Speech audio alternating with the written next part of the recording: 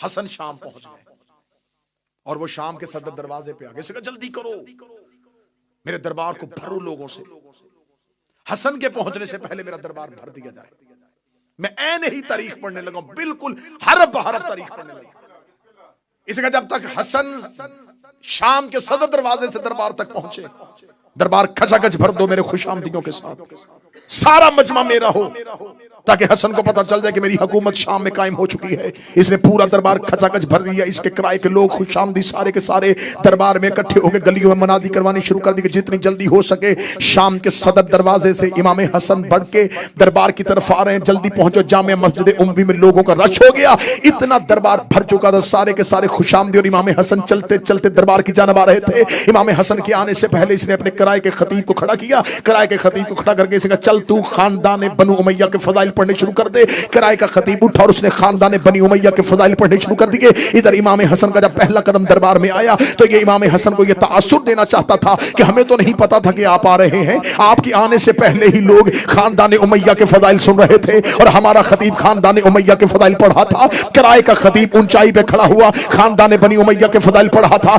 इमाम हसन दरबार में आके खड़े हुए, लोगों ने तीखी नजरों से हसन की तरफ देखा और इमाम हसन की तरफ कोई तवज्जो न की। किसी ने इमाम हसन को कुर्सी न दी, किसी ने इमाम हसन के लिए रास्ता न छोड़ा। सारे खानदान बनी उमैया के फजाइल उठ उठ के दाद दे रहे थे। तहसीन की आवाजें आ रही थी, वाह वाह मरहबा की सदाएं आ रही थी। इमाम हसन ने जब वो किराए का खतीब बैठ गया, इमाम हसन चलते चलते उस मकाम पे आए जहां पर माविया बिन अबू सुफियान बैठा हुआ था। इसने उठ के अपनी आवाज को ठीक किया और ठीक लगे गए, ए अबू तालिब का बेटा, ए अबू तुराब का बेटा, ए अली का बेटा, आप कब आए मेरे दरबार में? मैंने तो आपको आते हुए नहीं देखा, आप कब पहुंचे हैं? इमाम हसन ने कहते मैं उसी वक्त पहुंच गया था जब तेरे किराए का खतीब तेरे खानदान के फजाइल पढ़ा था। ये मुस्कुरा के सुन लिए आपने मेरे खानदान के फजाइल। इमाम हसन ने ऊंचाई पे खड़े होकर पूरे शाम के जामिया मस्जिद उम्वी के खचाखच मजमे में कहा, ए माविया बिन अबू सुफियान, मैं हसन इब्ने अली अपनी मां ज़हरा से लेके हव्वा तक और अपने बाप अली से लेके आदम तक एक एक का नाम और किरदार पढ़ता हूं और ऊंची आवाज में पढ़ूंगा। अगर तुम में जुर्रत है मेरे कान में आके अपनी मां का किरदार सुन।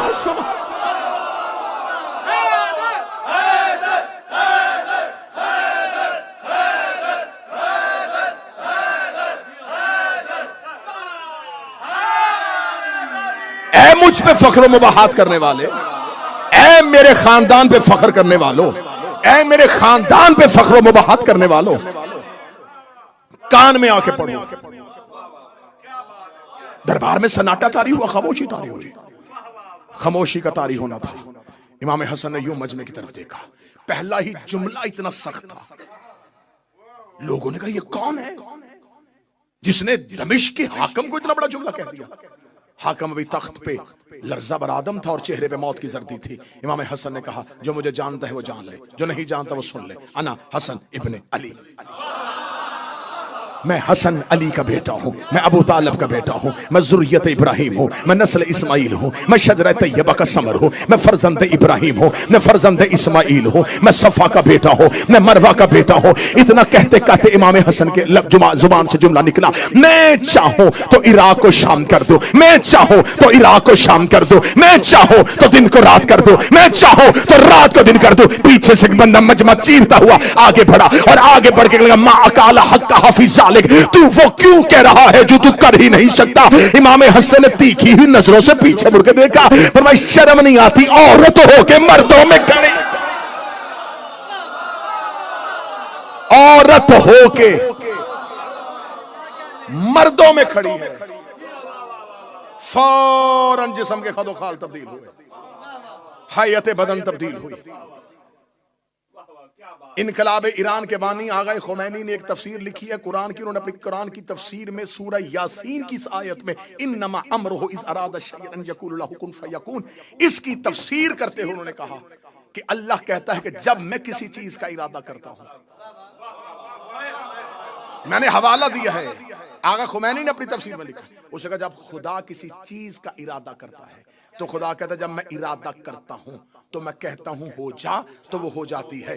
फिर उन्होंने इसके आगे तफसीर में लिखा कि ये बात मखलूक को समझाने के लिए है, वरना अल्लाह के इरादे कहने और होने में फासला नहीं होता। उन्होंने कहा अल्लाह के इरादे में, कहने में और होने में कोई फासला, कोई वकू नहीं होता। उसका इरादा ही उसका कहना है, उसका कहना ही उसका होना है, उसका इरादा ही उसका कहना है, उसका कहना ही उसका होना है। ये तफसीर हो गई कि अल्लाह का इरादा अल्लाह का कहना है, अल्लाह का होना है। मैं मर्जी के चौक में अपनी जुबान कटवाऊंगा। हसन ने शाम के दरबार में मुसल्ला बिछा के 2 रकत नमाज पढ़ के दुआ नहीं की कि मेरे अल्लाह इसे औरत कर दे, मेरे अल्लाह इसे औरत कर दे। हसन ने कह दिया, वो हो गया।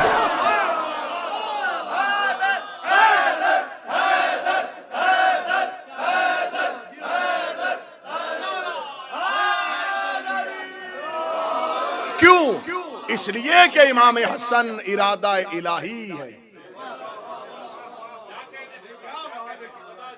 हसन जमीन पर अल्लाह के इरादे का मजहर ताम है। यह तजल्ली परवरदिगार है। अल्लाह का कहना इनसे साबित है, क्योंकि ये दलील परवरदिगार है। कहा शर्म नहीं आती औरत होके मर्दों। यहां तक आपको जाकिरी ने सुनाई है, मैं इससे अगली हदीस का अगला टुकड़ा सुनाने लगा। अब इससे भी अच्छा टुकड़ा सुनाने लगा हूं। जब कहा शर्म नहीं आती औरत हो के मर्दों में आ गई है, हैयत तब्दील हुई, खदो खाल तब्दील हुए, मिंबर की पूरी खतीबाना जिम्मेदारी के साथ जुमला कहने लगा। जो ही बदन तब्दील होना शुरू हुआ तो अपने आप में शर्मिंदगी में ऐसे मजमे से बाहर निकलने का इरादा किया। इमाम हसन ने पीछे आवाज कहा, रुक जा, कहां जा रहा है? घर जाके क्या करेगा? घर पे तो औरत बैठी थी, जा, हमने उसे मर्द कर दिया है। हमने उसे मर्द कर दिया।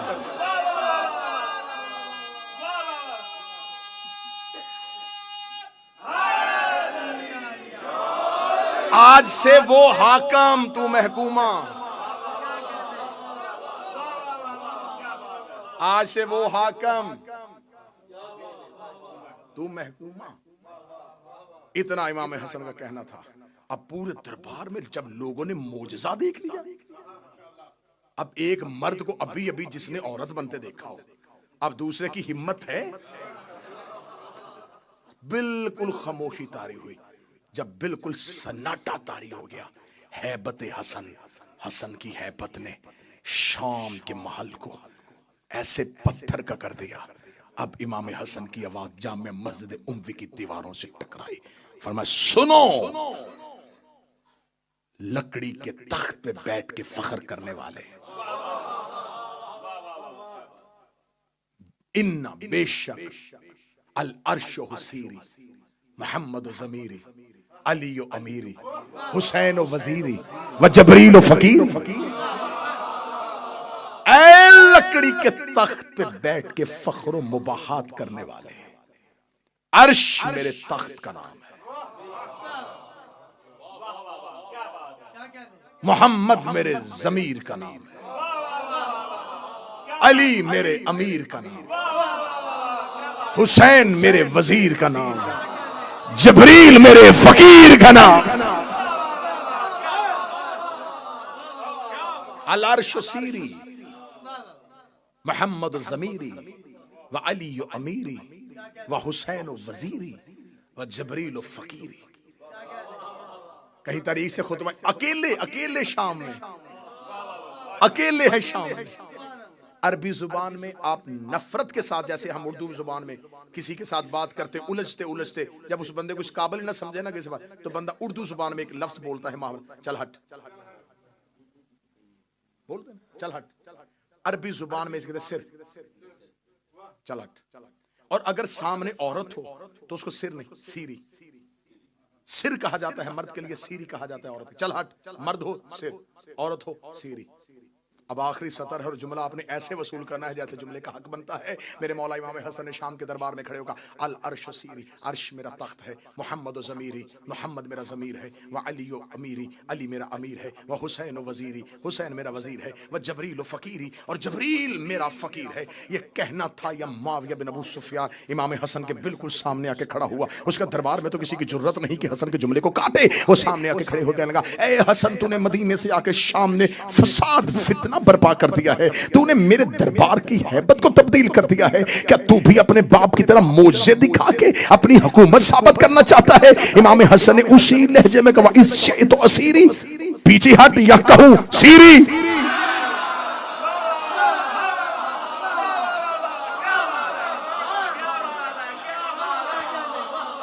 पीछे हटेगा या तुझे भी कहूं सीरी। और सीरी औरत के लिए कहा जाता है।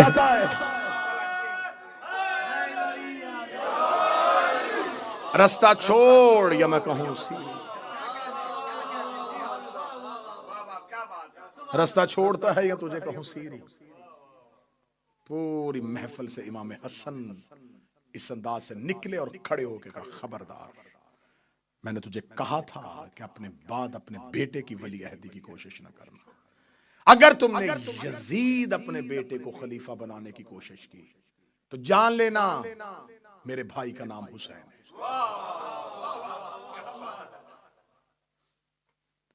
बहुत खूबसूरत जुमला मुर्तजा मुताहरी का है। उन्होंने कहा, आशूरा हुसैनी होने से पहले हसनी थी। जब करबला हुसैनी नहीं थी तो करबला हसनी थी। करबला में मेहनत है इमाम हसन की। और मैंने ये जुमला करबला में कहा था और आज फिर कह रहा हूं, करबला हसन के मुआहदे की खिलाफ वर्जी का नाम है। अगर उम्मत इमाम हसन के मुआहदे को मान लेती तो करबला बर्पा ना होती। तुमने मुआहदे की खिलाफ वर्जी की और करबला हो गए। हसन इमामत में इतना जरूरी है कि हसन की दी हुई शर्तों को ना मानो तो अगला इमाम करबला बर्पा कर देता। हमारे 12 में से 2 हसन है, दूसरा इमाम हसन है और 11वां इमाम हसन है। उस हसन के बाद भी इनकलाब है, इस हसन के बाद भी। लेकिन फर्क है, वहां इनकलाब था, यहां इंतकाम है। एक सख्त तरीन दौर था इमाम हसन के सामने, जहां मानने वाले बहुत कम तादाद में थे। जो कम थे उनकी जिंदगियों को महफूज रखना था करबला के लिए। रिश्वत का बाजार गर्म था। 20,000 का लश्कर लेके अली का यह बेटा चला था। एक रात में 12,000 का लश्कर अबैदुल्ला इब्ने अब्बास की सरपरस्ती में 10 लाख दिरहम में सौदा करने के बाद मुआविया के लश्कर में चला गया। 4,000 ने इमाम हसन का खुद खैमा घेर लिया, अकेले बच गए। और अली के बेटों ने हिफाजती हिसार में लिया हुआ था इमाम हसन को। मदाइन में जाके मुख्तार के चाचा जो मदाइन का गवर्नर था उसके घर जाके पनाह ली। जब इमाम हसन मदाइन पहुंचे हैं तो इतने जख्मी हो चुके थे कि इमाम हसन की रान में खंजर था, मुसल्ला नीचे से खींच लिया गया था। साथ देने वाले इमाम हसन को क्या कह के बुला रहे थे, अस्सलाम अलैका या मुज़ल्लिल मोमिनीन, ऐ मोमिनों को जलील करने वाले तुम पर हमारा सलाम। इतना तन्हा कर दिया रसूल का बेटा। बहुत दफा जहर देने की कोशिश की लेकिन साबित ना हो सकी, कारगर ना हो सकी।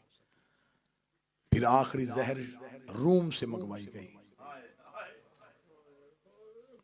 ज़मुर्द की जहर थी, सख्त इतनी थी कि इसके बारे में कहा जाता है अगर इसका एक तिनका इस जहर का एक तालाब में फेंक दिया जाए तो उस तालाब के सारी मछलियां और आबी जानवर मर जाएं। अगर दूध देने वाले जानवर के सींग को लगा दिया जाए तो वो खून देना शुरू कर दे। ये जहर रूम से मंगवाई गई, शाम से। अशस बिन कैस जो दुश्मन अली और दुश्मन अहले बैत खानदान था, जिसके बाप ने इमाम मौला अमीर अल मोमिनीन से जंग की और इसके दोनों बेटे करबला में। इसका एक बेटा जिसने हुसैन का मुस्लिम दारुल उमारा से गिराया था और दूसरा वो जिसने करबला में हुसैन के पहलू में नेजा मारा था। अशस की बेटी जोधा, इस तक जहर पहुंचाई गई। अगर तू ये काम कर ले तो लाखों दिरहम और यजीद के साथ तेरा अक्द और तुझे मुमलकत इस्लामिया की मलका बना दिया जाएगा। इस बदबख्त औरत ने